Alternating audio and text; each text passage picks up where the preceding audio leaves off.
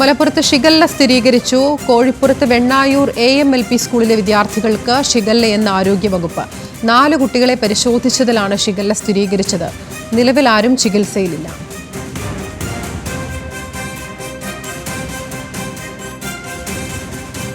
രമ്യാദാസ് നൽകും വിവരങ്ങൾ. രമ്യ, സ്കൂളിലെ വിദ്യാർത്ഥികൾക്കാണ് ഷിഗല്ല എന്നാണ് മനസ്സിലാക്കുന്നത്. ആശങ്കപ്പെടേണ്ട ഒരു സാഹചര്യം നിലവിലുണ്ടോ? തീർച്ചയായും ഈ വിഷയത്തിൽ ആശങ്കപ്പെടേണ്ട ഒരു സാഹചര്യമില്ലെന്നാണ് ആരോഗ്യവകുപ്പ് നൽകുന്ന നിർദ്ദേശം. അതായത് മലപ്പുറം കോഴിപ്പുറത്ത് വെണ്ണായൂർ AMLP സ്കൂളിലെ വിദ്യാർത്ഥികൾക്കാണ് ഈ ഒരു ഷിഗല്ല രോഗബാധ സ്ഥിരീകരിച്ചിരിക്കുന്നത്. 4 വിദ്യാർത്ഥികൾക്കാണ് ഇപ്പോൾ രോഗബാധയുള്ളത്.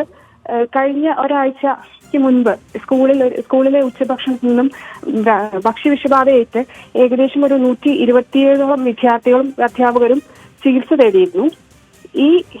ഈ ഒരു വിഷയമാണ് ഇപ്പോൾ ഷിഗല്ല രോഗബാധയാണെന്ന് ആരോഗ്യവകുപ്പ് പറയുന്നത്. ആരുടെയും നില ഗുരുതരമല്ല.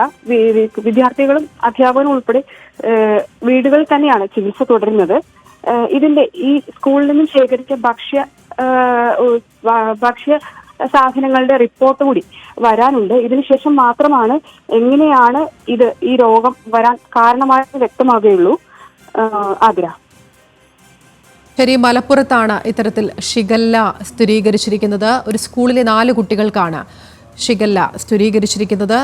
നിലവിൽ ആരും ചികിത്സയിലില്ല എന്നുമാണ് മനസ്സിലാക്കുന്നത്. വിവരങ്ങൾ നൽകുകയായിരുന്നു രമ്യാദാസ്.